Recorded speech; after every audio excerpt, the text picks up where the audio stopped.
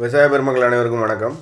கடந்த வீடியோவில் நண்பர் திரு பிரசாந்த் அவர்கள் வந்து ஒரு கேள்வி கேட்டிருக்காங்க. சார், சுகர் கேனில் ரீசெண்டாக பெஸ்ட் அண்ட் டிசீஸ் ப்ராப்ளம் அதிகமாக இருக்குது. Mealybug, sucking best, thrips, white flies, majorly bokeh Boeing disease இருக்குது. இந்த ப்ராப்ளமுக்கு என்ன கெமிக்கல் ஸ்ப்ரே பண்ணணும், டீட்டெயிலாக ஒரு வீடியோ போடுங்க சார் ப்ளீஸ் அப்படின்ற மாதிரி கேட்டிருக்காங்க. பொதுவாக சுகர் கேன் சம்மந்தமாக கரும்பு சம்மந்தமாக நம்ம ஏற்கனவே நிறைய வீடியோக்கள் போட்டிருக்கோம். பெரும்பாலான நோய்கள், அதில் வரக்கூடிய பூச்சி தாக்குதல்கள் எல்லாத்துக்குமே போட்டிருக்கோம் கிளியராக. நண்பர் பிரசாத் கேட்ட மாதிரி திரும்ப அதை எலாபரேட்டாக நம்ம டீட்டெயில்ஸாக பார்த்துடலாம். ஏன்னா இப்போது பார்த்திங்கன்னா கரும்புக்கு வரக்கூடிய பூச்சிகள் மற்றும் நோய்கள் குறைவாக இருந்துச்சு. சமீப காலமாக சிறிதளவு அது அதிகமாக இருக்குது அப்படின்னு தான் சொல்லணும். அந்தளவில் நம்ம இதில் வரக்கூடிய பூச்சி தாக்குதல் அப்படின்னு பார்த்திங்கன்னா இதில் அவங்க குறிப்பிட்டிருக்கிறது மீலிபக் சொல்லியிருக்காங்க. மீலிபக்னு சொல்லக்கூடிய மாவு பூச்சிகள். இந்த மாவு பூச்சிகளை பார்த்திங்கன்னா குறிப்பாக கரும்பில் வரும். கரும்பினுடைய தோகைகளும் அந்த கரும்பினுடைய இதுவும் ஒட்டக்கூடிய அந்த பகுதிகளில் மாவு பூச்சியினுடைய தாக்குதல்கள் இருக்கும். குறிப்பாக நிழல் வாட்டம், அதாவது நிழல் வாட்டம்னு சொல்லக்கூடிய அது வரப்பு ஓரமாக இருக்கக்கூடிய மரங்களுக்குனுடைய நிழல்களில் இருக்கக்கூடிய இதுலேருந்து இது ஆரம்பிக்கும். இந்த மீலிபக், ஊலியா ஃபிட் இந்த மாதிரிலாம் ஆரம்பிக்கும். இதை கட்டுப்படுத்துறது மிக மிக எளிமையாகவே நம்ம கட்டுப்படுத்திடலாம். முக்கியமான விஷயம் இதுக்கு டைமிங்கில் நம்ம தோகை உரிக்கிறது நல்ல ஒரு ப்ராக்டிஸாக இருக்கும். அது மாதிரி மருந்துகள் அப்படின்னு பார்த்திங்கன்னா நம்ம தாராளமாக மீலிபக் மாவு பூச்சியை கண்ட்ரோல் பண்ணுறதுக்கு நம்ம தாராளமாக மோனோக்ரோட்டோஃபாஸ் 10 தண்ணிக்கு ஒரு 30 மில்லி, அது கூட அசிபேட் 10 தண்ணிக்கு ஒரு 25 கிராம், அது கூட 25 மில்லி வேப்பெண்ணெய் சேர்ந்து ஸ்ப்ரே பண்ணுவது இந்த இதை மிக சிறப்பாக கட்டுப்படுத்தும். அதே மாதிரி மீலிபக் கட்டுப்படுத்தக்கூடிய இன்னொரு சிறந்த மருந்து பார்த்திங்கன்னா குளோதயானினி நம்ம சொல்லக்கூடிய மருந்து 10 லிட்டர் தண்ணிக்கு 8 கிராம் 10 தண்ணிக்கு 8 கிராம் குளோதயானினி நம்ம சொல்லக்கூடிய மருந்து ஸ்ப்ரே பண்ணுறது மூலமாகவும் இந்த மீலிபக்கை மிகச்சிறப்பாக கட்டுப்படுத்தலாம். அப்புறம் வேறு மருந்துகள் அப்படின்னு பார்த்தீங்கன்னா ப்ரோபினோபாஸ் அல்லது ப்ரோபினோபாஸ் ப்ளஸ் சைபர்மெத்ரின், அது கூட அசிபேட் வித் வேப்பெண்ணெய் அந்த மாதிரி கொடுக்கலாம். இந்த மாதிரி கொடுக்கும்போது இந்த வேப்பெண்ணையை கூட சேர்த்து கொடுக்கும்போது உங்களுக்கு நீண்ட நாளைக்கும் கண்ட்ரோல் கிடைக்கும். மிக எளிமையாக இந்த மீலிபக்கை நம்ம கண்ட்ரோல் பண்ண முடியும். இது மீலிபக்கை பொறுத்த வரைக்கும். அடுத்தது அவங்க சொல்லக்கூடியது பார்த்திங்கன்னா த்ரிப்ஸ். இந்த த்ரிப்ஸை பொறுத்த வரைக்கும் நமக்கு இள நாற்றுகளாக அல்லது இளம் பயிராக இருக்கும்போது த்ரிப்ஸினுடைய தாக்குதல் இருக்கும். குறிப்பாக அந்த நுனிப்பகுதியிலேருந்து சுருண்டது போன்று அல்லது காய்ந்து போனது போன்று வரக்கூடிய தோற்றத்தை நம்ம பார்க்க முடியும். இந்த த்ரிப்ஸை கட்டுப்படுத்துறதுக்கு நம்ம தாராளமாக லாம்டா சைக்ளோத்ரின் 5VC 10 தண்ணிக்கு ஒரு 30 மில்லி, அது கூட அசிபேட் 10 தண்ணிக்கு ஒரு 20 கிராம், அது கூட வேப்பெண்ணெய் ஒரு 20 மில்லி சேர்த்து 10 தண்ணியில் ஸ்ப்ரே பண்ணுறது இந்த த்ரிப்ஸை மிகச்சிறப்பாக கட்டுப்படுத்தும். அது மாதிரி த்ரிப்ஸ் மாதிரி வரக்கூடிய இன்னொரு சக்கிங் பெஸ்ட் பார்த்திங்கன்னா இது எல்லா காலகட்டங்களையும் வரும். இது எல்லோ மைட்ஸ் அப்படின்னு சொல்லக்கூடிய இந்த சிலந்தி வகை, மஞ்சள் சிலந்தி அல்லது செம்பேன் சிலந்தி அப்படின்னு சொல்லுவோம். இந்த மைட்ஸ் வகையானது இதை கட்டுப்படுத்துறதுக்கு நம்ம ஏற்கனவே நிறைய வீடியோக்களை சொல்கிற மாதிரி நீங்கள் தாராளமாக ப்ராப்பர் கைட் அப்படின்னு சொல்லக்கூடிய 10 தண்ணிக்கு 25 மில்லி, இது கூட வெட்டபிள் சல்பர் 80% அது ஒரு 25 கிராம் சேர்த்து ஸ்ப்ரே பண்ணுறது இந்த எல்லோ மைட்ஸை எல்லோ மைட்ஸ் அல்லது ரெட் மைட்ஸ், இந்த மைட்ஸ் வகையான இந்த சிலந்தி வகையான பூச்சிகள் மிக எளிமையாக கட்டுப்படுத்தக்கூடியது.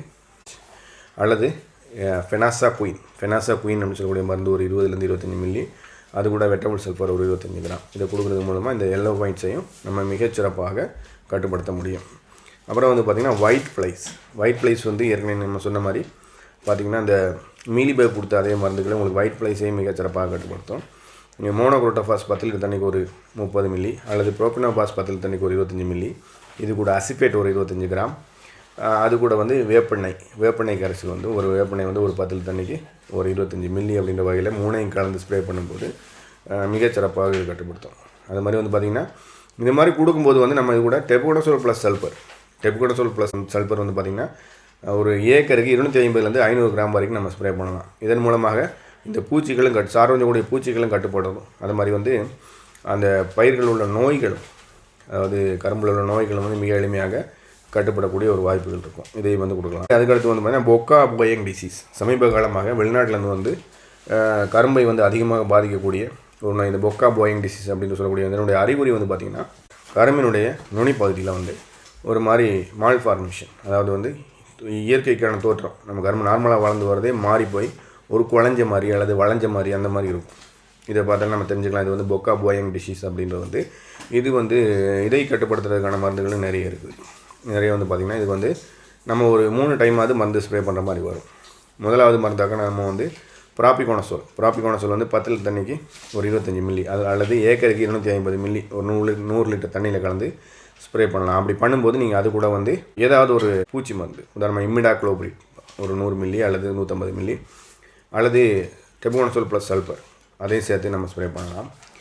இரண்டாவது மருந்தாக வந்து கார்பன்டசிம் வித் மேங்கோசப் வந்து இது வந்து ஏக்கருக்கு ஒரு 250 கிராம். அதாவது வந்து ஒரு மருந்து இப்போ ப்ராபிகோனசோல் கொடுக்குறோம் அப்படின்னா அது கொடுத்ததுலேருந்து ஒரு வாரம் அல்லது 10 நாள் கழித்து கார்பன்டசிம் வித் மேங்கோசப் வந்து ஒரு 250 கிராம் 80லேருந்து 100 லிட்டர் தண்ணியில் கலந்து நம்ம ஸ்ப்ரே பண்ணலாம். அடுத்ததாக வந்து பார்த்திங்கன்னா மேங்கோசப் அல்லது டைத்தனியம் 45 அப்படின்னு சொல்லக்கூடிய மருந்து இது வந்து ஏக்கருக்கு 250 கிராம் அளவு நம்ம ஸ்ப்ரே பண்ணலாம். அதிகபட்சம் 500 கிராம் வரைக்கும் கூட இந்த மருந்து ஸ்ப்ரே பண்ணலாம். அதுக்கப்புறம் வந்து பார்த்திங்கன்னா சல்ஃபர் ப்ளஸ் டெபுகோனசோல் அடுத்த வாரம் வந்து சல்ஃபர் ப்ளஸ் டெபுகோனசோல் இந்த மாதிரி கொடுக்கும்போது இந்த பொக்கா பாயிங் டிசீஸை வந்து நம்ம மிக எளிமையாக ஏற்படுத்தலாம். அது மாதிரி பொதுவாக அந்த நோயினுடைய அறிகுறி வச்சு நம்ம வந்து அதை வந்து முதல்ல என்ன பிரச்சனை அப்படின்றத தெளிவாக தெரிஞ்சுட்டு நம்ம மருந்து கொடுக்குறது. ஒரு பூச்சியினுடைய தாக்குதல் அப்படின்னா அது என்ன பூச்சி அப்படின்றத நம்ம கன்ஃபார்ம் பண்ணிவிட்டு மருந்து கொடுக்குறது நமக்கு வந்து அதிக அளவில் கரெக்டான அக்யூரசி நமக்கு வந்து சரியான மருந்துகளை வந்து நம்ம கொடுக்கக்கூடிய ஒரு சூழ்நிலைகள் இருக்கும். அதை வந்து பார்த்து நம்ம கண்டுபிடிக்கிறது ரொம்ப ரொம்ப முக்கியமானது. அது மாதிரி நம்ம சொல்லக்கூடிய மருந்துகள் எல்லாமே எல்லா ஊர்களையும் கிடைக்கல, எங்களூர் கடைகளில் வாங்க முடியல, நீங்கள் எங்களுக்கு அனுப்பி வைக்க முடியுமா அல்லது வந்து எவ்வாறு நான் பெற்றுக்கொள்வது அப்படின்ற மாதிரி நிறைய பேர் கேட்குறாங்க. அந்த மாதிரி உங்களுக்கு மருந்துகள் தேவைப்படக்கூடிய நண்பர்கள் மட்டும் என்னுடைய வாட்ஸ்அப் நம்பருக்கு வாய்ஸ் மெசேஜ் அல்லது டெக்ஸ்ட் மெசேஜ் பண்ணுங்கள். கால் பண்ணுறதை அவாய்ட் பண்ணுங்கள். ஏன்னா நானும் ஏற்கனவே ஒரு வேலையில் இருக்கிறனால எல்லா சூழ்நிலையும் எடுத்து பேசக்கூடிய சூழ்நிலை இருக்காது. அதனால் வந்து நீங்கள் கால் பண்ணுறதை அவாய்ட் பண்ணுங்கள். வாய்ஸ் மெசேஜ் அல்லது டெக்ஸ்ட் மெசேஜ் பண்ணுங்கள். மருந்து தேவைப்படக்கூடிய நண்பர்கள் மட்டும் பண்ணுங்கள். என்னுடைய வாட்ஸ்அப் நம்பர் 9003440344 இந்த நம்பருக்கு வாய்ஸ் மெசேஜ் அல்லது டெக்ஸ்ட் மெசேஜ் பண்ணுங்கள். மேலும் இந்த வீடியோக்கள் பார்க்கும்போது நீங்கள் வந்து உங்களோட நண்பர்களுக்கும் ஷேர் பண்ணுங்கள். ஒரு லைக் பண்ணிட்டு உங்களுடைய நண்பர்கள் மற்றும் விவசாய குழுக்களுக்கும் ஷேர் பண்ணிட்டு பாருங்கள். மேலும் உங்களுக்கு விவசாயம் சார்ந்த வேறு ஏதும் சந்தேகங்கள் இருந்தாலும் கமெண்ட் செக்ஷனில் பதிவு செய்யுங்க. அடுத்து வரக்கூடிய நாட்களில் அடுத்து வரக்கூடிய வீடியோக்களில் அதை பற்றி தெளிவாகவும் விளக்கமும் பார்த்து விடலாம்.